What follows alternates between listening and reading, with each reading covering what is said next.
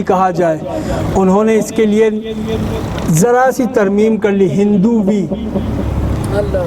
وہ کہنے لگے کہ یہ ہندوی نہیں ہے، یہ ہندوی ہے۔ تو اب اس زبان کے میں ناموں کی تشکیل لے کے چل رہا ہوں۔ اولین دور میں یہ ہندوی کہلائی، 7ویں صدی ہندوی کہلائی۔ ہندوؤں نے اس کو ہندوی کہنا شروع کیا جب اب سے تقریباً 400 سال، 400 سوا 400 اس کے آس پاس، پہلا مغل بادشاہ جب آیا ترکوں کا لشکر لے کر، ترک سے منگول چلے ترکی سے، اور یہ ترک ایران آئے، ایران سے ہند آئے۔ اب یہ کیونکہ ترکمانستان کا لشکر مغلوں پر مشتمل، منگولوں پر مشتمل، یہ ترکی سے ایران، ایران سے ہند، تو لوگوں نے یہاں سے یہ سمجھنا شروع کیا کہ بھئی یہ لشکر آیا ہے نا، یہ اپنے ساتھ زبان لے کر آیا ہے، کیونکہ اس لشکر کے لوگ مقامی زبان نہیں جانتے تھے، مقامی لوگ وہ زبان نہیں جانتے تھے۔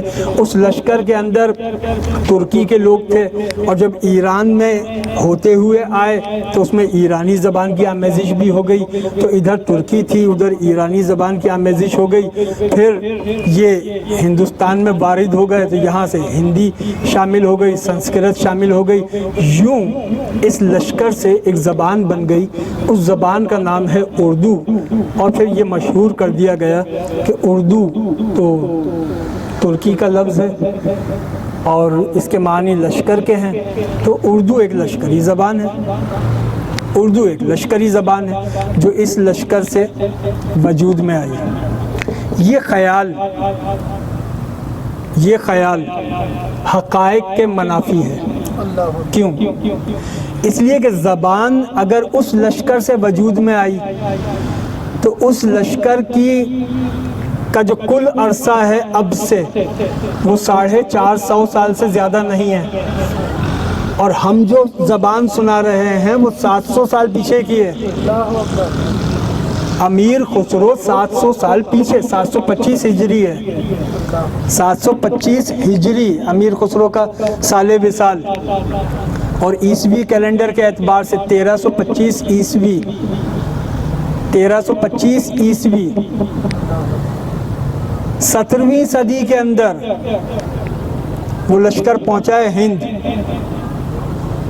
اور 13ویں صدی کے اندر امیر خسرو شاعری کر رہے ہیں، تو بھائی یہ لشکری شاعر زبان کیسے ہو گئی؟ پھر اس زبان کو اردو تو اس زمانے میں بھی نہیں کہا گیا، اس زبان کو اردو پہلی مرتبہ 1829 میں مصفی حمدانی نے کہا تھا۔ یہ مصفی اردو کا ایک بڑا استاد شاعر تھا، جس کا وہ شعر مشہور ہے کہ ہم تو سمجھے تھے ہوگا کوئی زخم مصفی، ہم تو سمجھے تھے ہوگا کوئی زخم مصحفی، تیرے دل میں تو بہت کام رفو کا نکلا۔ تو وہ مصفی حمدانی نے 1829 میں پہلی مرتبہ اس کو اردو کہا، ورنہ میر تقی میر اسے ہندوی کہا کرتے تھے۔ میر تقی میر کے خطوط میں اردو کے لیے ہندوی کا لفظ ہے۔ ایک لفظ درمیان میں اور استعمال ہوا، اسے اردو معلی کہا گیا، اردو معلی۔ اب یہ اردو معلی سے مراد لوگ سمجھتے ہیں شاید اردو زبان کا کوئی عروج کا دور۔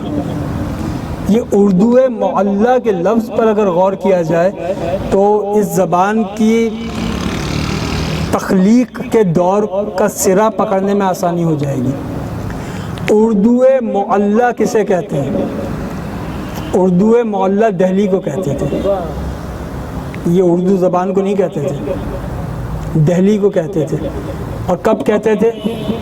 یہ ظہیر الدین بابر سے لے کر اورنگزیب عالمگیر کے دور تک دہلی اردو معلی کہلاتا تھا۔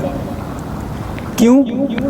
اس لیے کہ اردو یہ ترکی لفظ ہے، اور یہ اردو نہیں ہے، اردو، वाव 2 मरतबा है, उर्दू, और ये उर्दू के मानी होते हैं मरकज़। उर्दू मुअल्ला दहली को इसलिए कहते थे कि दहली दारुल खिलाफा था, इसमें फ़ारसी भी शामिल थी, तो इसमें सबको आसानी होती थी, तो सब ने इस ज़बान को अख्तियार किया। इस ज़बान ने लोगों में मरकज़ियत कायम की। इस मरकज़ियत की वजह से इसे उर्दू कहा गया कि दिल्ली शहरों में उर्दू है और ये उर्दू ज़बानों में उर्दू है। हिंदुस्तान में बोली जाने वाली तमाम ज़बानों में ये उर्दू है, इसकी मरकज़ियत है। हज़रत अमीर खुसरो अलैहिर्रहमा पहले शायर जिन्होंने उर्दू में शायरी की, और पहला नसर निगार जिसने सबसे पहले नसर लिखी, वो भी कोई आपको हैदराबाद दक्कन का शायर नहीं मिलेगा या दिल्ली और लखनऊ का शायर नहीं मिलेगा। वो कौन? मखदूम जहां, मखदूम अशरफ जहांगीर समनानी अलैहिर्रहमा। जहांगीर सिमनानी उर्दू में किताब लिख चुके थे, इसलिए ये उर्दू ज़बान, इसकी शायरी चिश्ती खानका से जुड़ती है, इसकी नस्ल चिश्ती खानका से जुड़ती है, इसलिए ये कहना हमारा हक बनता है, ये कहना हमारा हक बनता है कि उर्दू ज़बान ये लश्करी ज़बान नहीं है, ये खानकाही ज़बान है।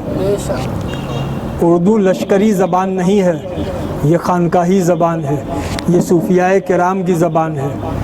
मैं गुफ्तगू की यहाँ तलख़ीस कर देता, ज़रा सा एक उज़्र है जिसकी वजह से मुझे थोड़ा सा इसको तवालत देनी पड़ रही है ताकि आप लोग परेशान ना हों। हफ्ते की रात है, थोड़ा सा ज़रा सा जिस तरह आप मोहब्बत के साथ इस वक्त तक बैठे हुए, थोड़ी देर और मुझे बर्दाश्त कीजिएगा। उर्दू ये खानकाही ज़बान है, ये सूफियाए किराम की ज़बान है, और सूफियाए किराम ने उर्दू को अपना ज़रिया तबलीग बनाया। और हज़रत अमीर खुसरो अलैहिर्रहमा, उन्होंने जहाँ फ़ारसी में पूरे कलाम कहे, फ़ारसी और हिंदी के इम्तिज़ाज के साथ कहे, वहाँ बहुत सारे ऐसे कलाम कहे जो खालिस उर्दू हैं, खालिस उर्दू हैं। अब अगर मैं वो कलाम पढ़ूं तो आप हैरत ज़दा हो जाएंगे, आप कहेंगे कि ये अमीर खुसरो का कलाम है, लेकिन हाँ, ये अमीर खुसरो का कलाम है। अब बाद में उसको कोई इस्तेमाल कर रहा है तो भाई उसमें अमीर खुसरो का कसूर नहीं है, ये अमीर खुसरो का कलाम है। काहे को ब्याही विदेश सुन बाबुल मोरे, काहे को ब्याही विदेश सुन बाबुल मोरे, ये अमीर खुसरो का गीत है जो बच्ची की रुखसती के लिए लिखा था। और फिर अमीर खुसरो ने एक एहसास को लिखा कि बच्ची रुखसत होकर ससुराल चली गई, और ससुराल में जब गई तो फिर वहाँ बारिश हो गई। जब बारिश हुई तो फिर उसको अपना मायका याद आया कि बसंत अपने घर पे कैसे मनाती थी, फिर उसको याद आया, तो फिर कहने लगी अम्मा